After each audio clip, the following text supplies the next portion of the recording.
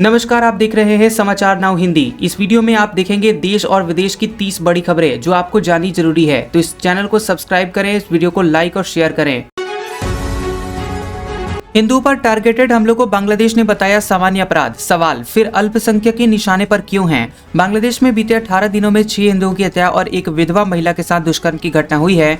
बांग्लादेश सरकार ने हिंदुओं पर हमलों को सामान्य अपराध बताया और सांप्रदायिक हिंसा से इनकार किया है। वहीं खोकोन दास की हत्या लूट का मामला है। पुलिस ने 3 संदिग्धों को गिरफ्तार कर मामले की जाँच की पुष्टि की है। वेनेजुएला की तरह ट्रंप क्या हमारे पीएम का भी अपहरण करेंगे? कांग्रेस नेता का चौंकाने वाला बयान। वेनेजुएला पर यूएस कार्रवाई को लेकर कांग्रेस नेता पृथ्वीराज चौहान ने पीएम मोदी को लेकर एक विवादित टिप्पणी की है। कांग्रेस नेता पृथ्वीराज चौहान ने वेनेजुएला की घटना का हवाला देते हुए पीएम मोदी के भारत में अपहरण की चर्चा की है। वहीं कांग्रेस नेता पृथ्वीराज चौहान के इस बयान को लेकर मामला गर्मा गया है। कई लोग उनकी आलोचना कर रहे हैं।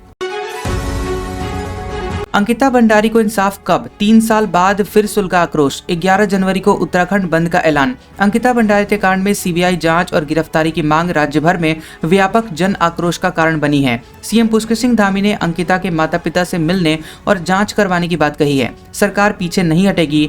विपक्ष और विभिन्न संगठनों ने 11 जनवरी को उत्तराखंड बंद का ऐलान कर प्रदर्शन और आंदोलन तेज करने की घोषणा की है। यूपी वोटर लिस्ट के ड्राफ्ट से जुड़े वो 10 सवाल जिसका जवाब हर नागरिक को जानना चाहिए। उत्तर प्रदेश में विशेष गहन पुनरीक्षण के बाद मतदान सूची में कुल 12 करोड़ 55 लाख मतदाता शामिल हैं और यहां परीक्षण के दौरान यहां लगभग 2 करोड़ 29 लाख मतदाताओं के नाम मतदाता सूची से हटा दिए गए हैं। मतदाता सूची से नाम कटने के कारणों में मृतक मतदाता और स्थायी रूप से बाहर जाने वाले मतदाता प्रमुख हैं। पुरानी दिल्ली में फैज-ए-इलाही मस्जिद के अतिक्रमण पर बुलडोजर एक्शन की तैयारी। इलाके में बढ़ाई गई सुरक्षा। पुरानी दिल्ली में फैज-ए-इलाही मस्जिद के एक हिस्से को लेकर कोर्ट और एमसीडी के आदेश से विवाद उत्पन्न हो गया है। एमसीडी ने मस्जिद परिसर के अतिरिक्त 0.195 एकड़ हिस्से को अतिक्रमण करार देते हुए हटाने के आदेश दिए हैं। मस्जिद प्रबंधन और स्थानीय लोगों ने एमसीडी के आदेश का विरोध शुरू कर दिया है और मामले की संवेदनशीलता बनी हुई है। मैट्रिमोनियल साइट्स के जरिए 200 करोड़ की ठगी। पूरे देश में फैला था जाल, ऐसे फंसाते थे शिकार। मुंबई के मीरा रोड पुलिस ने मैट्रिमोनियल साइट के जरिए 200 करोड़ रुपए से अधिक की ठगी का रैकेट पकड़ा है। इस गिरोह ने फर्जी प्रोफाइल बनाकर भावनात्मक रूप से लोगों को विश्वास दिलाकर निवेश के लिए तैयार किया था। आरोपी फर्जी कंपनियों के नाम से नकली वेबसाइट और दस्तावेज बनवाकर निवेश को असली दिखाने का प्रयास करते थे। किफायती घर, मोहल्ला क्लिनिक और स्वच्छ मुंबई। बीएमसी चुनाव के लिए कांग्रेस के घोषणा पत्र की 10 बड़ी बातें। कांग्रेस ने बीएमसी चुनाव 2026 के लिए घोषणा पत्र जारी कर किफायती आवास, स्वच्छता और स्वास्थ्य सुधार के वादे किए हैं। घोषणा पत्र में 24 घंटे स्वच्छ पेयजल आपूर्ति, सीवर प्रणाली का आधुनिकीकरण जैसे संकल्प शामिल हैं। वहीं आपको बता दें कि महिलाओं की सुरक्षा, युवाओं के लिए रोजगार और पारदर्शी प्रशासन करने के लिए कई योजनाओं का भी जिक्र किया गया है। Varanasi SIR draft voter list. 18% मतदाताओं के नाम कटे। कैंट और उत्तरी सीट सबसे ज्यादा प्रभावित। वाराणसी में 18% वोटरों के नाम एसआईआर ड्राफ्ट से बाहर हैं। कैंट और नॉर्थ वाराणसी सबसे अधिक प्रभावित विधानसभा रहा है। एसआईआर की ड्राफ्ट सूची में पूरे यूपी में मतदाताओं की संख्या 12.55 करोड़ रह गई है। जिन लोगों के नाम ड्राफ्ट सूची में नहीं है वे 6 फरवरी तक फॉर्म 6 जमा कर सकते हैं। अंतिम सूची 6 मार्च को आएगी। बांग्लादेश म्यांमार बॉर्डर पर आशा का स्वर्ग, बना पाताल लोक। यहाँ हर कदम पर बिछा है खतरा। म्यांमार ने बांग्लादेश से लगी हुई सीमा के घने जंगलों में लैंड माइन्स लगा रखे हैं जिससे स्थानीय लोगों की जान जा रही है। बांग्लादेश के बंदरबन जिले के कई निवासी लकड़ी इकट्ठा करते समय विस्फोटकों से गंभीर रूप से घायल हो चुके हैं। वहीं म्यांमार लैंड माइन्स के कारण होने वाली मौतों के लिहाज से दुनिया का सबसे खतरनाक देश बन चुका है। हरिद्वार कुंभ क्षेत्र में गैर हिंदुओं की नो एंट्री। सीएम धामी से लगाई गुहार। 1935 के एक्ट का दिया हवाला। हरिद्वार में 2027 में कुंभ मेला आयोजित होगा जिसमें करोड़ों श्रद्धालु गंगा स्नान और पूजन करेंगे। श्री गंगा सभा के 1935 के एक्ट के मुताबिक कुंभ क्षेत्र में मांस की बिक्री और अहिंदुओं का प्रवेश प्रतिबंधित है। हिंदू संगठनों ने कुंभ मेला क्षेत्र को पूर्ण रूप से हिंदू घोषित करने की मांग की है ताकि सुरक्षा रहे। नेपाल के बीरगंज में बवाल, रक्सौल बॉर्डर सील, मस्जिद पर हमले के बाद सुलगी रंगों की आग। बता दें कि नेपाल के बीरगंज में धार्मिक स्थल पर तोड़फोड़ और कुरान जलाने की घटना के बाद तनावपूर्ण स्थिति पैदा हो गई। विरोध प्रदर्शन के दौरान पुलिस और प्रदर्शनकारियों के बीच झड़प हुई। पुलिस ने आंसू गैस के गोले छोड़े। रक्सौल बॉर्डर को सील कर दिया गया है और भारत नेपाल सीमा पर सुरक्षा व्यवस्था कड़ी कर दी गई है। दिल्ली विधानसभा में बीजेपी विधायकों ने केजरीवाल के खिलाफ किया प्रदर्शन। जान लीजिए क्या है पूरा मामला। दिल्ली विधानसभा के शीतकालीन सत्र में भाजपा विधायकों ने अरविंद केजरीवाल से माफी मांगने की मांग की है। भाजपा ने आरोप लगाया है कि केजरीवाल ने शिक्षकों को कुत्ते गिनने के लिए नियुक्ति करने की झूठी अफवाह फैलाई थी और शिक्षा मंत्री आशीष सूद ने केजरीवाल को पत्र लिखकर उनके बयान के लिए माफी मांगने की मांग की है। बुलडोजर ने तोड़े सपने, करोड़ों के घर जमींदोज। दिल्ली में आशियाना उजड़ने पर लोगों का दर्द। दिल्ली के आली गांव में बुलडोजर कार्रवाई से सैकड़ों परिवारों के वर्षों की मेहनत से बने हुए मकान जमींदोज हो गए हैं। प्रभावित परिवारों को बुलडोजर कार्रवाई से पहले 5 दिन का नोटिस दिया गया था और बिजली कनेक्शन भी काट दिए गए थे। कई मकान पावर ऑफ अटॉर्नी के आधार पर खरीदी गई जमीन पर बनाए गए थे, जहां जमीन के दाम पहले बहुत कम थे। वेनेजुएला में घुस गए अंकल सैम। ट्रंप के दोनों कार्यकाल में दिख रहा जमीन आसमान का फर्क। डोनाल्ड ट्रंप ने अपने पहले कार्यकाल में अमेरिका फर्स्ट नीति अपनाई और विदेशी सैन्य उपस्थिति कम की थी। दूसरे कार्यकाल में ट्रंप ने सैन्य हमले बढ़ाए और वेनेजुएला के राष्ट्रपति को गिरफ्तार कर अमेरिका लाया है।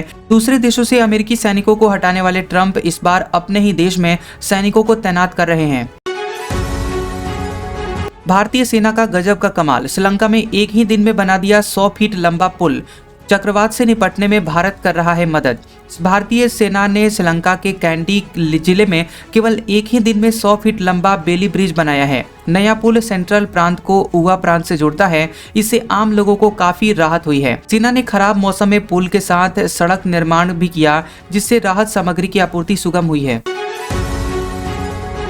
बजट रविवार को आएगा या नहीं, जल्दी खत्म होगा इससे सस्पेंस। कैबिनेट कमेटी करेगी फैसला। कैबिनेट की संसदीय मामलों की समिति की बैठक में बजट सत्र की तारीखों और बजट पेश करने का दिन तय किया जाएगा। सरकार की प्राथमिकता है कि बजट परंपरा के मुताबिक 1 फरवरी को रविवार को सुबह 11 बजे पेश किया जाए। संसद का बजट सत्र 28 जनवरी को राष्ट्रपति के अभिभाषण के साथ शुरू होकर लगभग 3 सप्ताह चलेगा।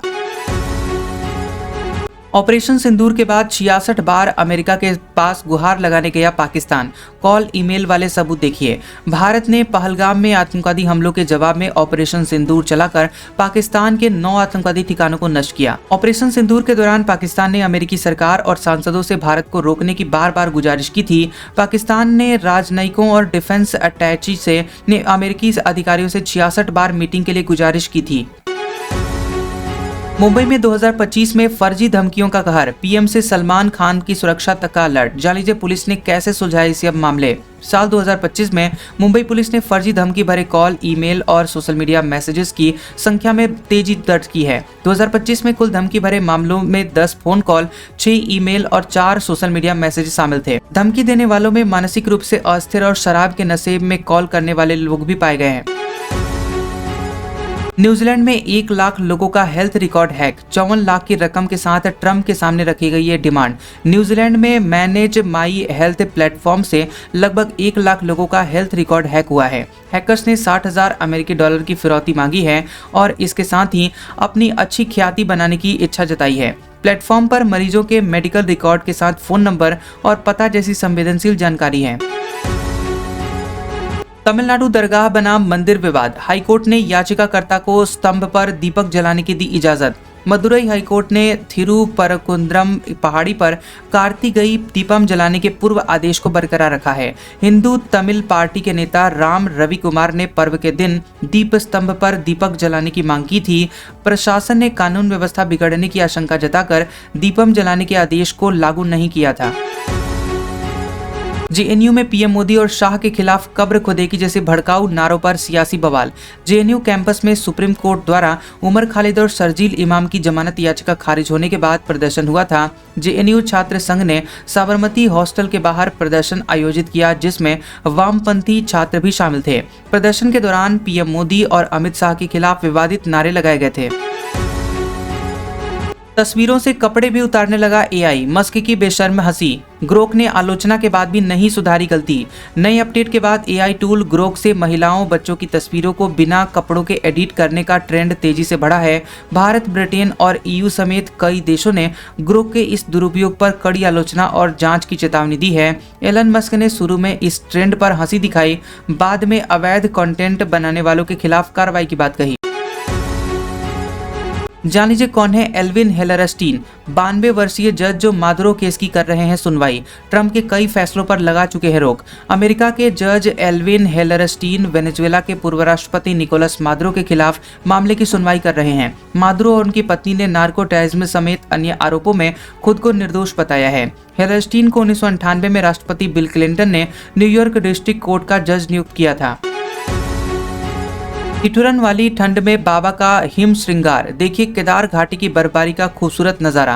केदारनाथ धाम में 1 जनवरी से लगातार बर्फबारी जारी है, जिससे क्षेत्र में कड़ाके की ठंड बढ़ गई है। बर्फबारी के कारण तापमान -15 डिग्री सेल्सियस तक गिर गया है, जिससे जनजीवन प्रभावित हो रहा है।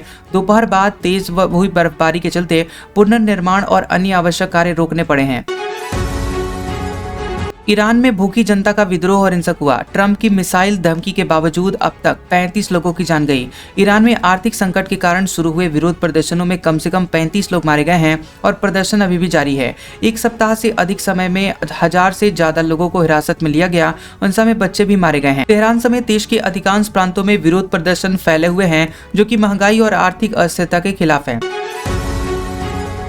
ट्रंप को किसी कीमत पर ग्रीनलैंड क्यों चाहिए, नाटो सहयोगियों को ही देने लगे सैन्य धमकी। बता दें कि डोनाल्ड ट्रंप ने ग्रीनलैंड को अमेरिका में शामिल करने की इच्छा दोहराई, जिससे डेनमार्क और यूरोपीय देशों में तनाव बढ़ा है। डेनमार्क के पीएम ने चेतावनी दी है कि ग्रीनलैंड पर बलपूर्वक कब्जा ट्रांस अटलांटिक सुरक्षा संबंधों को खत्म कर देगा। ग्रीनलैंड की भू राजनीतिक स्थिति और वहां मौजूद अमेरिकी सैन्य अड्डे के कारण अब अमेरिका के लिए महत्वपूर्ण है।